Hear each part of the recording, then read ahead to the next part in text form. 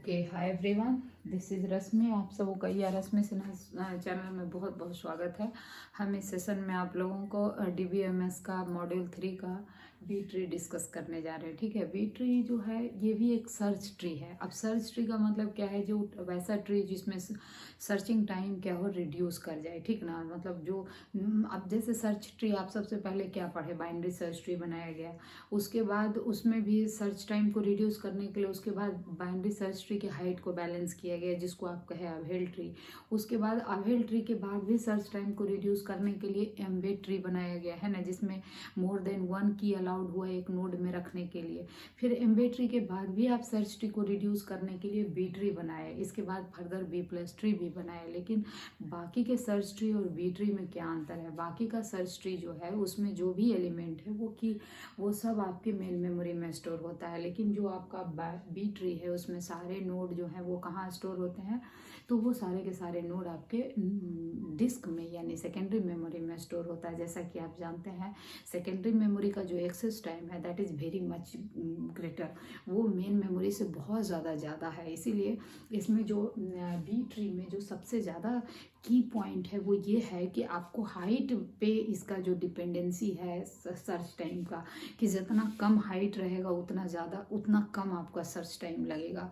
तो search time को घटाने के लिए हाइट को बैलेंस इसमें भी कम से कम रखना पड़ता है। ठीक है, एक बात हुआ। दूसरी बात आपको क्या याद रखना पड़ता है कि सारे लीफ नोड वो एक ही लेवल पर बी ट्री में होते हैं और हर नोड में मैक्स टू मैक्स आप T-1 की रख सकते हैं। यहाँ टी क्या है?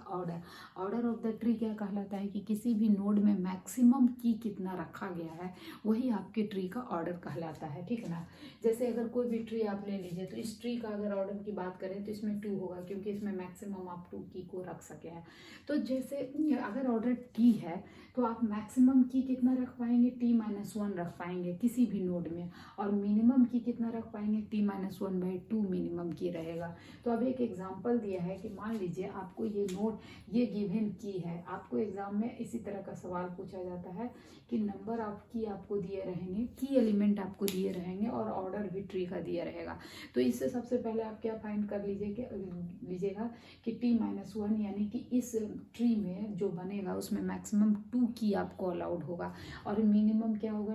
T-1/2 यानी 3-1/2/2 क्या हो जाएगा? आपका 1 हो जाएगा। तो कम से कम एक एलिमेंट आपका स्टोर होगा और ज़्यादा से ज़्यादा 2 एलिमेंट स्टोर होगा रूट को छोड़ करके। ठीक है, तो अब देखिए जैसे यहाँ पर आप क्या किए हैं, 1 मान लीजिए आपको स्टोर करना है तो 1 हो गया, इसमें कोई दिक्कत नहीं। 1 2 है तो 1 के बाद 2 आप डालें, यहाँ तक भी कोई दिक्कत नहीं क्योंकि 2 key are allowed in a single node. अब 1 2 के बाद आपका क्या आ गया? 3 आ गया।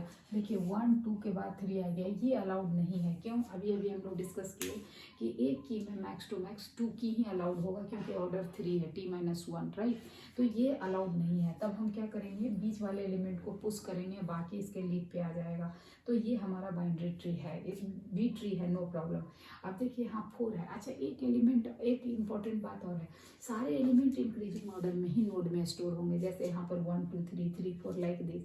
ठीक है ना, इसी ऑर्डर में कि जैसे 1 से छोटा इधर वाला रहेगा, 1 2 के बीच का एलिमेंट सब इसके बीच रहेगा, 2 3 के बीच का एलिमेंट इसके बीच रहेगा, 3 के आगे सब बड़ा ही रहेगा। तो ये इंपॉर्टेंट है, आपको याद रखना। उसके बाद जैसे आपको क्या करना है, 4 इंसर्ट करना है तो आप 4 करेंगे। लेकिन एक बात और ध्यान रखिएगा, इंसर्शन जब भी होगा तो सर्चिंग टॉप से ही शुरू होगा और इंसर्शन लीफ पर होगा। ठीक ना, जैसे अगर हमको 4 पर इंसर्ट करना है तो हम कंपेयर 2 से करते हैं, 4 इज ग्रेटर देन 2, सो इधर आते हैं। अब यहाँ पर देखते हैं कि 3 से बड़ा है 4, इसलिए 3 के राइट में 4 को इंसर्ट करते हैं। तो ये तरीका है, ठीक ना, ये करेक्ट है, नो प्रॉब्लम। 2 की अलाउड है। अब आपको मान लीजिए 5 इंसर्ट करना है, 4 हो गया, 5 इंसर्ट करना है तो 5 के लिए भी आप 2 से ही कंपेयर करेंगे। 5 इज ग्रेटर देन 2, सो आप यहाँ पर आएंगे इस नोड में। अब 3 के बाद 4 से भी बड़ा है 5, तो ये 5 इधर रखाएगा। लेकिन this is not allowed in your tree, B tree है ना, 3 नोड इस ऑर्डर 3 के लिए अलाउड नहीं है। तो अब आप क्या करेंगे, फिर से इसको पुश करेंगे और इसको ऊपर ले जाएंगे। तो ऊपर ले जाएंगे तो क्या होगा, 2 और 4 के बीच में ये 3 आ जाएगा। 4 ऊपर गया तो 4 के राइट में 5 आ गया, तो नाउ इट इज करेक्ट। अब नेक्स्ट क्या इंसर्ट करेंगे? 6। तो अगेन फिर क्या करेंगे आप, नोड से ही कंपेयर करेंगे आप। तो 2 और 4 से बड़ा क्या है? सिक्स तो राइट में आएंगे, तो 5 से बड़ा 6 है, इसलिए यहाँ पर इंसर्ट करेंगे, नो प्रॉब्लम, ये सही है।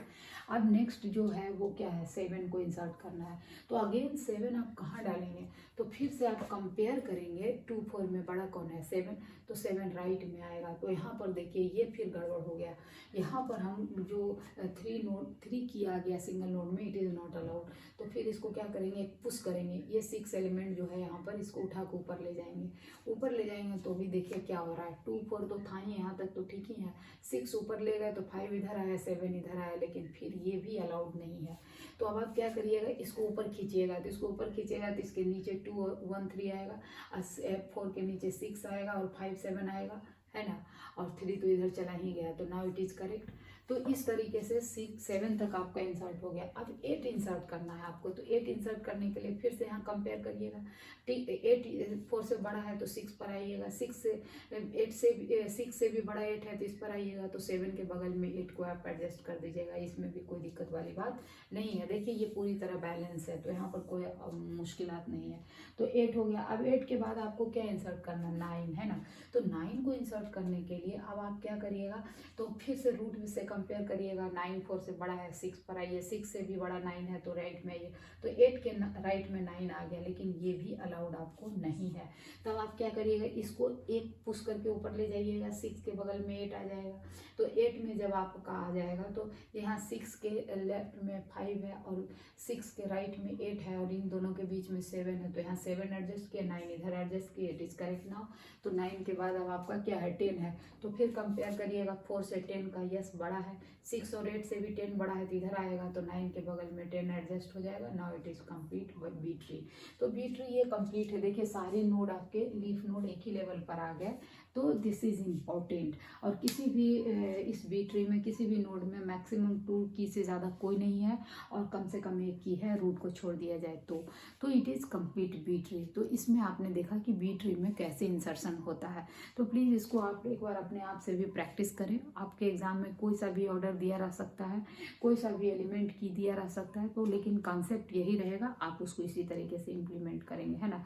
तो बी ट्री जो बनाने का जो ये पर्पस है, ये समझने के लिए इतना छोटा ऑर्डर लिए, बाकी जो प्रैक्टिकली होता है उसमें ऑर्डर बहुत ज़्यादा होता है, ताकि हाइट जो है बहुत कम हो जाए, और जितना कम हाइट रहेगा बी ट्री उतना एफिशिएंट होगा, क्योंकि टाइम जो है इसमें सर्चिंग का, ये इंसर्शन का, ये डिलीशन का, सब में क्या लगता है, बी व एच मतलब हाइट। जितना हाइट कम रहेगा सारा ऑपरेशन का टाइम क्या होगा, उतना कम रहेगा। इसीलिए तो इसमें नंबर ऑफ कीज को बढ़ाया गया है, इसमें अलाउड किया गया, फ्री किया गया, किसी भी ऑर्डर का आप बी ट्री बना सकते हैं। तो हमको लगता है आपको ये अच्छी तरह समझ में आ गया।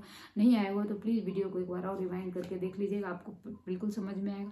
फिर भी अगर कोई सवाल है तो प्लीज़ कमेंट कीजिए, उसको व्हाट्सएप नंबर मेरा दिया हुआ है, आप उस पर भी मैसेज कर सकते हैं, है ना। तो इसी के साथ मैं इस वीडियो को यहीं पे बाइंड अप करती हूँ। प्लीज़ आप वीडियो को ज़रूर से शेयर कीजिएगा, लाइक कीजिएगा, कमेंट कीजिएगा, और अधिक से अधिक बच्चों तक मुझे पहुँचने में मदद कीजिएगा, ठीक है। Thank you, take care, bye.